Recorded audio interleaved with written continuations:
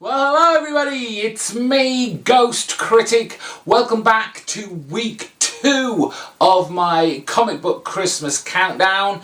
For those of you who have just joined me, I am counting down every single issue 1 that I collected in 2016. The first 15 are in no particular order, and then the run up to Christmas Day, I'll be counting down my top 10 favourite issue number 1s of 2016. So if you're not yet subscribed to my channel, hit that button so you don't miss out on any.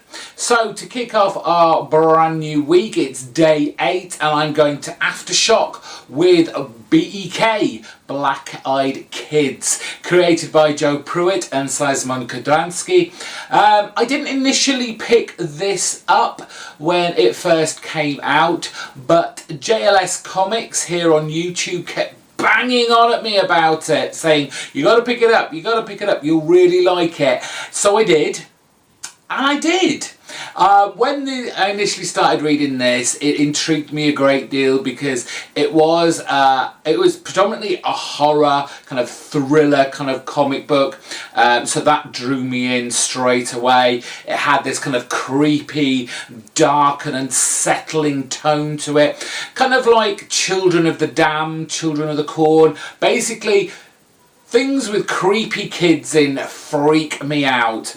I watch a lot of kind of Asian cinema, especially kind of like their horror movies and the kind of inevitable American remakes of it. So things like The Ring, The Grudge, anything with those kind of creepy kids in that kind of just appear out of nowhere and do all sorts of evil, horrific things, and I'll watch it, but I'll be freaked out by it. So it was actually a good choice for me to pick this up.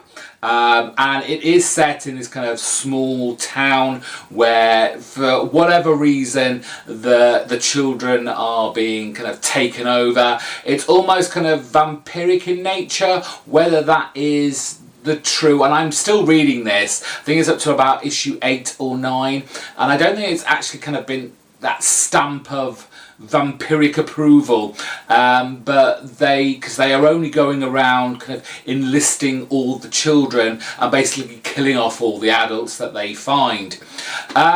It's kind of faltered along the way for me, if I'm being honest.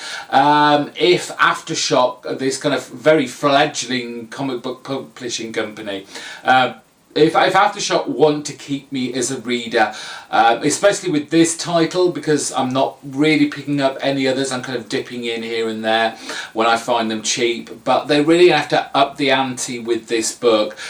We've had a lot of expositional kind of storylines and issues with only little smatterings of action. So I just need this to have a little bit more oomph to keep me thoroughly interested, rather than just I wonder when this is all going to wrap up kind of feeling. Every issue has had a great cover by Francesco Francavilla, and it's, if you like your kind of horror comics with kind of set in real, kind of the real world, so to speak, then this is probably a very good book for you to pick up.